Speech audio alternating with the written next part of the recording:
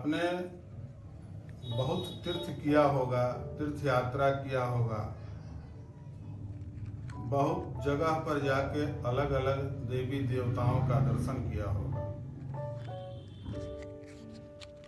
कभी कभी जीवन में किसी को मौका इस तरह का नहीं मिल पाता है कि वह हर जगह जाकर के तीर्थ यात्रा करे,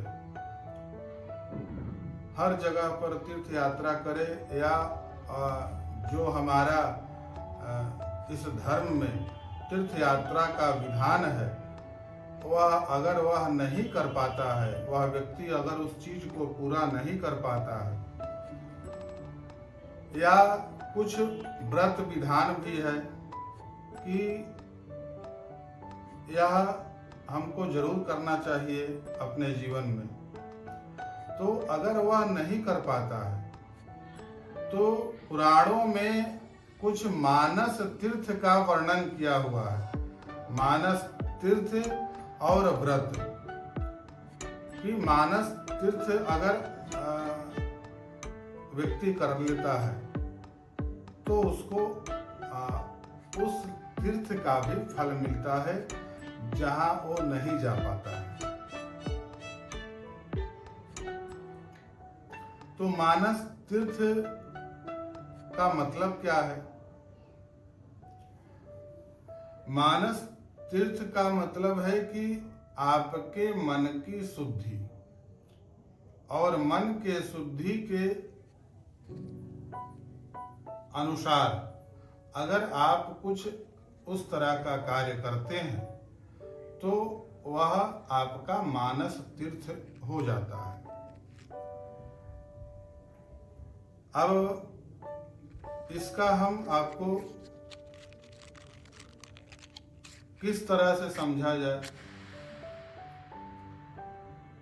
कि मानस तीर्थ क्या होता है? तो इसका उल्लेख है कि अगर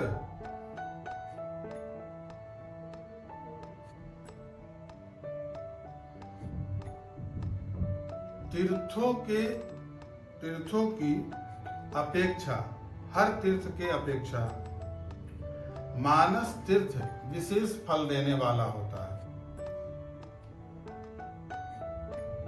वह कैसे हो जाता है?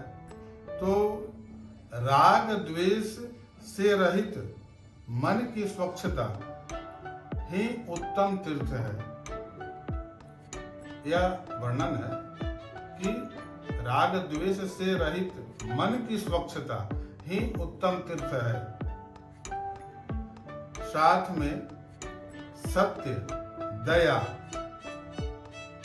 इंद्रिय निग्रह, गुरु सेवा, माता पिता की सेवा और अपना स्वधर्म पालन और अग्नि की उपासना, ये परम उत्तम तीर्थ माने गए हैं। ये सारा जो है ये उत्तम तीर्थ में इसको माना गया है।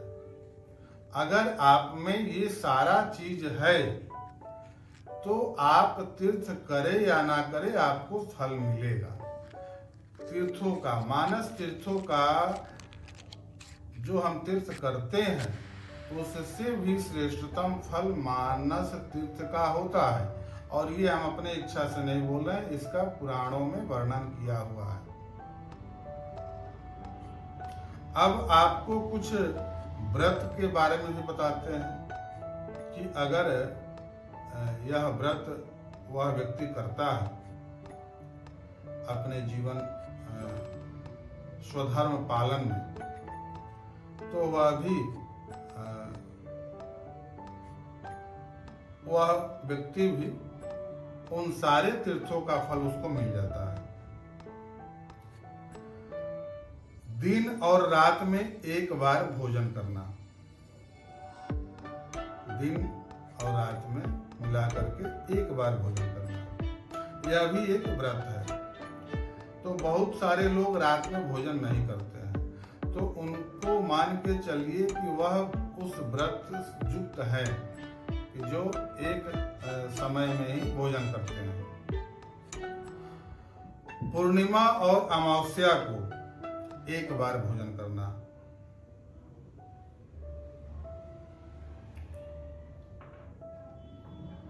और अगर इस तिथि में पूर्णिमा और अमावस्या में जो व्यक्ति एक बार भोजन करके अपना जीवन व्यतीत करता है तो उसको परम गति प्राप्त होता है। अब इसमें कुछ और भी तिथि है। चतुर्थी, चतुर्दशी, सप्तमी, अष्टमी और त्रयोदशी को रात में जो उपवास करता है उसे मनोवांछित वस्तु की प्राप्ति होती है। एकादशी के दिन रात उपवास करने का विधान है, जो कि बहुत सारे व्यक्ति करते हैं। बहुत वैष्णव तो करते ही हैं, अन्य भी करते हैं। उस दिन भगवान विष्णु का पूजन करने से मनुष्य सब पापों से मुक्त हो जाता है। इसमें एक और चीज है, हस्त नक्षत्र से युक्त अगर कोई रविवार पड़े तो उस दिन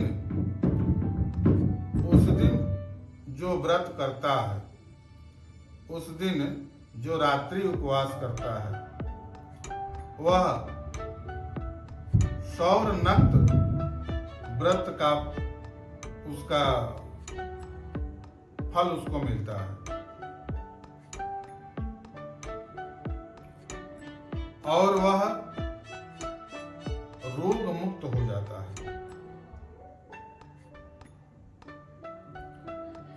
तो इस तरह से जो बृहस्पतिवार को त्रयोदशी तिथि होने पर अपराह्न काल जल में स्नान करके तिल और तंडुलों द्वारा देवता ऋषि का तर्पण करता है, पितरों का तर्पण करता है, वह भगवान विष्णु का नरसिंह रूप का पूजन करके उपवास करता है, वह सब पापों से मुक्त होकर के विष्णु लोक में चला जाता है। तो यह था कुछ आपको मानस तीर्थ का वर्णन और उससे जुड़ा हुआ कुछ व्रत का भी वर्णन, कि अगर यह व्रत आप कर लेते हैं तो आपको उन तीर्थों का भी फल मिल जाता है, या अगर ये आप मानस तीर्थ कर लेते हैं या अपने जीवन में आप ये कर रहे हैं तो आपको उन सारे तीर्थों का फल मिलता है। जय भगवान।